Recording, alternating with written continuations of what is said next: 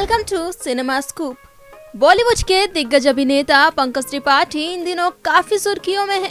पंकज त्रिपाठी की most awaited film मैं अटल हूँ का दूसरा ट्रेलर रिलीज हो गया है। फिल्म में पंकज त्रिपाठी ने देश के पूर्व प्रधानमंत्री अटल बिहारी वाजपेयी का किरदार निभाया है। मैं अटल हूँ के दूसरे ट्रेलर में भारतीय इतिहास की कई घटनाओं को हाईलाइट किया गया है। इनमें महात्मा गांधी की हत्या, अटल बिहारी वाजपेयी के पॉलिटिकल स्ट्रगल, इमरजेंसी और इस दौरान इंदिरा गांधी के विरोध, बाबरी मस्जिद विध्वंस, पोखरण परमाणु परीक्षण और कारगिल युद्ध तक को दिखाया गया है। इस फिल्म के ट्रेलर को देखने के बाद फैंस में फिल्म को लेकर काफी एक्साइटमेंट है। बता दें कि यह फिल्म 19 जनवरी को थिएटर्स में रिलीज होगी। आज खुश तो बहुत होगे तुम, जब तक बैठने को ना कहा जाए खड़े रहो। ये बेहतरीन डायलॉग्स तो आपने कभी ना कभी सुने ही होंगे। ये बेहतरीन सदाबहार डायलॉग लिखे गए हैं जावेद अख्तर की कलम से। अपनी लिखावट से भारतीय सिनेमा की आवाज बने जावेद अख्तर आज 79 साल के हो गए हैं। 17 जनवरी 1945 को ग्वालियर में जन्मे जावेद अख्तर किसी परिचय के मोहताज नहीं है। वो सलीम खान के साथ पटकथा लेखक के रूप में प्रसिद्ध हुए। जावेद की जिंदगी में जो कुछ भी हासिल है उसके कारण उनकी नज़में हैं। चाहे तरक्की हो, सलीम खान से दोस्ती हो या शबाना आजमी का जिंदगी भर का साथ। जावेद साहब ने सिलसिला, साथ साथ, मशाल, दुनिया, अर्जुन और सागर जैसी फिल्मों के लिए कई सदाबहार गीत लिखे हैं। साथ ही उन्हें जिंदगी ना मिलेगी दोबारा, जोधा अकबर, रॉक ऑन और ओम शांति ओम जैसी फिल्मों के लिए सर्वश्रेष्ठ गीतकार का पुरस्कार भी जीता है। जावेद अख्तर को यूं तो हर कोई जावेद के नाम से जानते हैं, लेकिन आपको बता दें कि ये उनका असली नाम नहीं है। जी हाँ, उनका असली नाम है जादू, जो उनके पिताजी की एक कविता के कारण रखा गया था। वो कविता है, लम्हा लम्हा किसी जादू का फसाना होगा। लेकिन बाद में जावेद नाम से उन्हें नेम और फेम सब कुछ मिल गया। जावेद अख्तर आज बॉलीवुड में उस मुकाम पर हैं जहां पहुंचने के लिए लोग सपने देखते हैं, लेकिन उस मुकाम पर पहुंचने के लिए उन्हें कई दिक्कतों का सामना करना पड़ा। यहां तक कि उनकी लव स्टोरी भी अधूरी रह गई। जावेद का पहला प्यार हनी ईरानी थी, जिनसे उनकी पहली मुलाकात सीता और गीता की शूटिंग के दौरान हुई थी। मीडिया रिपोर्ट्स की माने तो उनकी शादी का प्रपोजल लेकर हनी ईरानी की मां के पास सलमान खान के पिता सलीम खान गए थे, जिसके बाद उनकी शादी हनी ईरानी से हो पाई थी। शादी के वक्त जावेद महज 27 साल के थे, वहीं उनकी पत्नी हनी ईरानी महज 17 साल की थी। उनकी पहली पत्नी से उन्हें 2 बच्चे हैं, फरहान अख्तर और जोया अख्तर। शादीशुदा होने के बावजूद उनका दिल शबाना आजमी पर आ गया। वो कहते हैं ना, ये इश्क नहीं आसान, इतना समझ लीजिए एक आग का दरिया है और डूब के जाना है। जिगर मुरादाबादी का ये शेर जावेद अख्तर और शबाना आजमी की लव स्टोरी पर बिल्कुल फिट बैठती है। शबाना आजमी और जावेद की प्रेम कहानी काफी मुश्किलों के बाद मुकम्मल हुई थी। दोनों की शादी मुमकिन ही नहीं थी, जिसका सबसे बड़ा कारण जावेद अख्तर खुद थे। दरअसल जावेद अख्तर पहले से ही शादीशुदा और 2 बच्चों के पिता भी थे। इस बारे में जब शबाना के माता पिता को पता चला तो वो काफी नाराज हो गए और इस रिश्ते से इनकार कर दिया। वहीं दूसरी तरफ जावेद भी अपनी पहली पत्नी से अपने दिल की बात बताने में हिचकिचा रहे थे, लेकिन जब उनकी पत्नी हनी को पता चला कि वो शबाना के प्यार में है तो उन्होंने खुद ही अलग होने का फैसला ले लिया।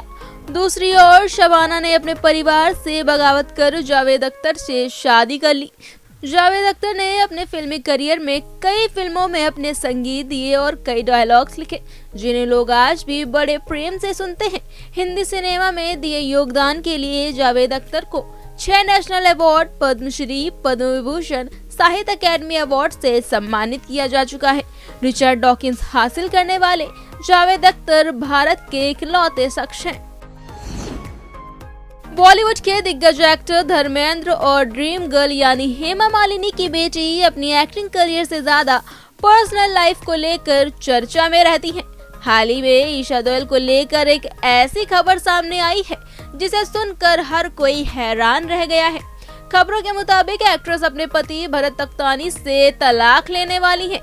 दरअसल एक खबर के अनुसार ये बातें तब सामने आई जब हाल ही में एक सोशल मीडिया यूजर ने एक पोस्ट शेयर की और उसमें उन्होंने बताया कि ईशा और भरत एक दूसरे से अलग हो गए हैं, इसीलिए वो पब्लिकली एक साथ नजर नहीं आते हैं। इतना ही नहीं, इस पोस्ट में यूजर ने ये भी दावा किया कि भरत अपनी वाइफ को धोखा दे रहे हैं।